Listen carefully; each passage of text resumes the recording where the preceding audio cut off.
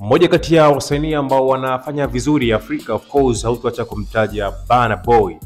Sasa kuna wimbo mmoja wa Burna Boy ambapo unakwenda kwa jina la Ye.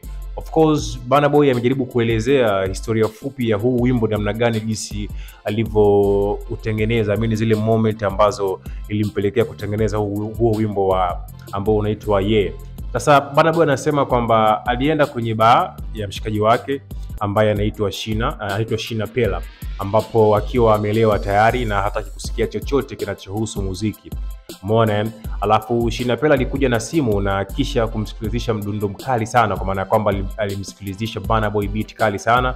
Then baada ya hapo walipanda juu ambapo kuna studio ya Kiaina ambayo haikuchukua hata muda dakika 10 kukamilisha hiyo kazi ya Ye. Sasa huu wimbo kumbe wa Ye Burna Boy alirekodi akiwa amelewa. Of course alikuwa amelewa. Pia wimbo huu wa Ye, of course hii ngoma kuna baadhi ya mastaa wakubwa duniani ambao wamejaribu kuonyesha kupenda, na ndio wimbo ambao umemtambulisha Burna Boy international kwenye anga za kimataifa zaidi. Of course baadhi ya wasanii ambao walionekana wakijaribu kucheza ama kuvibe na huu wimbo, tuliona kuna video ambayo ilikuwa inamuonyesha Kanye West alikuwa anajaribu kuenjoy ama kufurahi na huu wimbo akiwa anausikiliza, lakini pia tulimuona Rihanna, lakini pia tulikuja kumuona Neymar alikuwa anasikiliza huu wimbo, umeelewa?